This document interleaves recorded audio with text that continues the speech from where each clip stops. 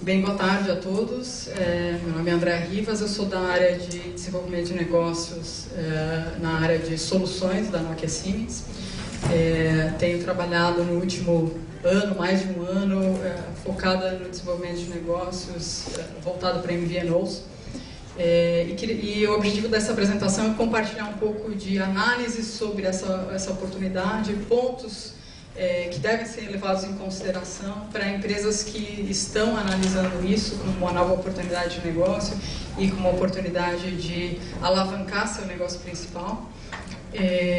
Então, o objetivo dessa apresentação é compartilhar algumas ideias com vocês, mas também abrir no final para perguntas e entender expectativas e possíveis questionamentos que vocês têm, porque sempre nesse tipo de painéis a gente compartilha um pouco e aprende bastante também, né? Temos falado com diversas empresas no mercado e a cada nova reunião a gente aprende um pouco sobre novas ideias e novas modelos de negócio que estão sendo pensados para a MVNO no Brasil. Nós acreditamos, nós como Nokia Siemens, acreditamos muito no mercado brasileiro de MVNOs. É um mercado novo que está sendo criado agora, a partir do momento que a regulamentação foi publicada no ano passado. E nós acreditamos que esse vai ser um dos maiores mercados mundiais em número de assinantes MVNOs. Alguns dos dados que eu vou mostrar aqui vão mostrar por que a gente acredita nisso. E talvez, então, esse deve ser um dos maiores mercados mundiais e nós estamos bastante empolgados e bastante motivados com essa nova oportunidade de mercado. Então, eu infelizmente não consegui participar do painel durante a manhã, tinha algumas reuniões, então não sei como é que foi o painel do ambiente regulatório, mas para colocar um pouco de conceituação, começar pela conceituação, nós entendemos o conceito de MVNO como uma operadora que para o cliente, de forma transparente, ela se posiciona como uma operadora celular no mercado, mas que com duas diferenças. Ela não tem licença de uso do espectro, quer dizer, ela não tem frequências como as operadoras tradicionais têm, e ela não tem toda a cadeia de valor, ela não tem 100% da infraestrutura que uma operadora tradicional celular tem. Então, essas são duas diferenças importantes entre uma operadora, digamos assim, móvel tradicional e uma operadora dita virtual, uma MVNO. A partir dessa definição, a gente pode olhar aqui dentro de uma cadeia de valor típica de uma operação celular, começando do lado direito de vocês, a partir do ponto de vista do cliente, a gente teria aí os macroprocessos de vendas e distribuição, macroprocessos de marketing, CRM, relacionamento, gestão do ciclo de vida de assinante, a parte de faturamento, aplicações e serviços, e a parte mais voltada à gestão da rede, a parte de que nós, como vendor, chamamos de core da rede, a parte de comutação da rede, e a parte de rede de acesso, que é a parte que, para quem não está no mercado de telecom, é bastante visível, porque são as torres com as estações radiobases, então é a parte que faz o acesso, a parte de acesso da rede. Então, tipicamente, uma MVNO, ela pode tomar uma parte dessa cadeia de valor em parceria com uma operadora móvel, e essa parte é o que pode ser o que está marcado aqui como roxo. Então, pode ser desde simplesmente tomar uma parte dos processos de marketing e distribuição, e tudo que está para trás continua sendo responsabilidade da operadora móvel tradicional, quanto pode ser tomar todo esse espectro, inclusive tendo plataformas de aplicação, inclusive tendo bases de dados de assinante, inclusive fazendo o billing, o controle do pré-pago, e podendo gerenciar de forma flexível a precificação dos serviços para o assinante, independente do contrato de atacado que ela tem com a operadora. Então, existe um espectro de modelos modelos operacionais, modelos de atuações de MVNOs, que quando a gente vê os exemplos, diferentes exemplos de mercado, tem de tudo. ela pode estar posicionada aí das mais diferentes formas. O importante é que essa definição de qual é a parte da cadeia de valor que eu, como MVNO, vou tomar, decorre do plano de negócio, decorre de como eu vou me posicionar e do que eu quero atingir com a minha MVNO. Então, dependendo disso, eu vou definir se eu vou ficar focado na parte de marketing e vendas e tudo que está para trás da operadora, ou se eu preciso tomar mais uma parte maior dessa cadeia de valor e com isso ter maior controle e maior flexibilidade. Obviamente, quanto mais plataformas eu vou ter dentro da minha operação e quanto mais processos eu tenho, mais controle eu vou ter sobre esse ecossistema, né? Então, por exemplo, call center.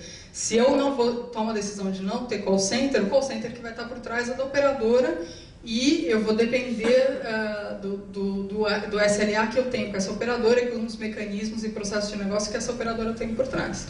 Se eu tomo a decisão de também ter a parte de call center, então eu vou ter controle e flexibilidade para definir como é que meu call center vai trabalhar. Só para dar um exemplo, isso se aplica para tudo.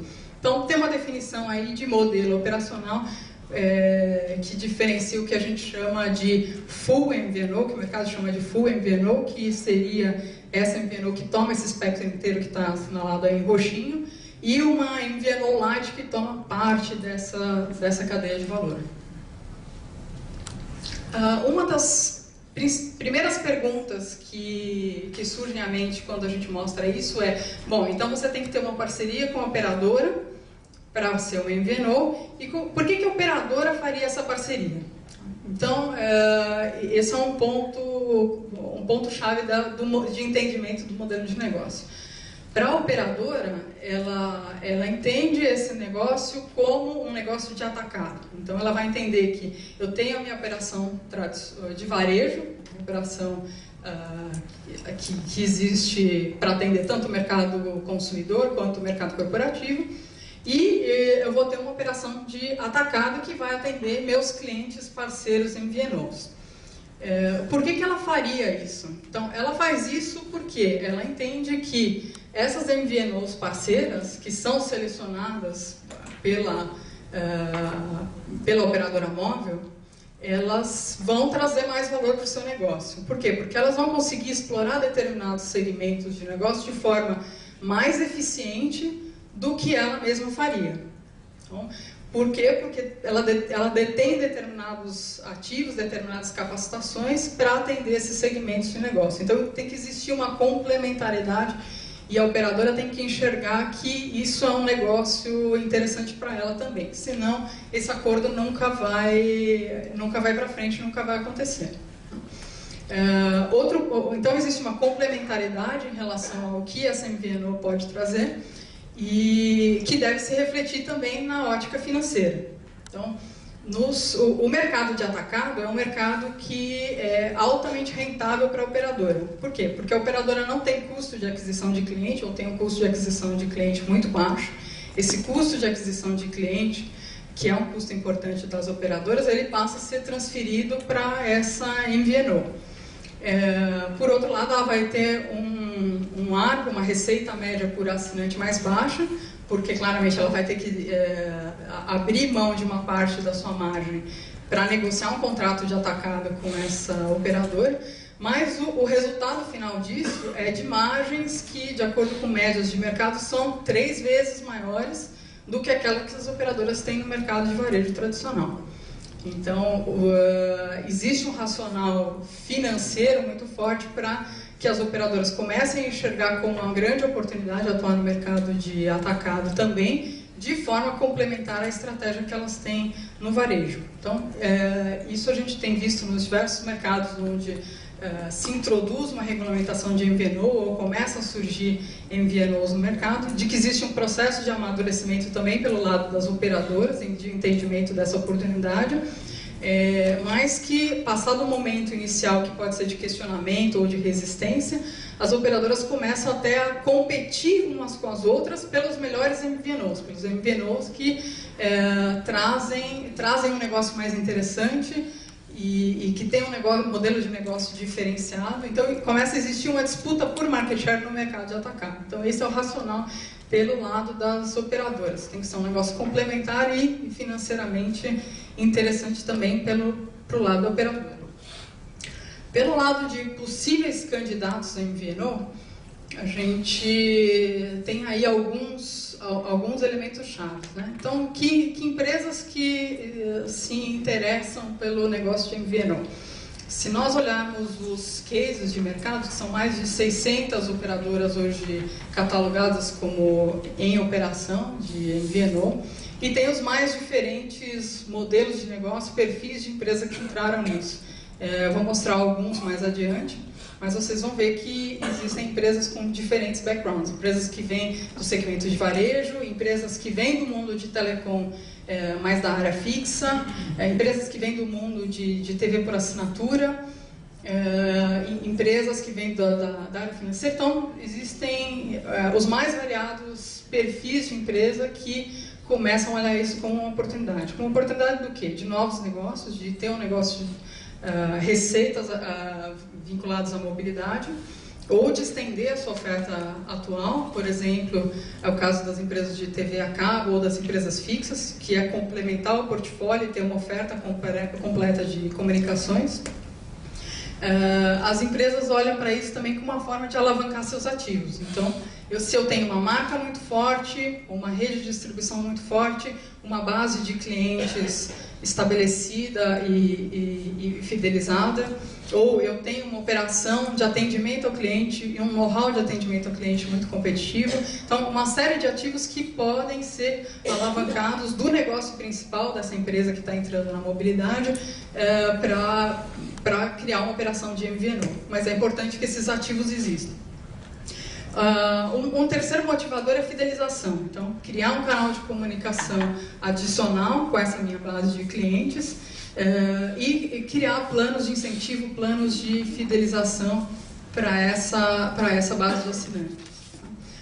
Ou então criar um canal de comunicação que seja mais barato. Por exemplo, uma instituição financeira que queira motivar o uso de serviços financeiros móveis, que vão ser que tem um custo de atendimento muito mais baixo do que um custo na agência, por exemplo, ou que podem atender um perfil de clientes diferentes, um perfil de cliente não bancarizado, que ela não tem acesso hoje e que não tem uma conta corrente, mas tem uma assinatura de serviço celular ou tem um pré-pago na mão.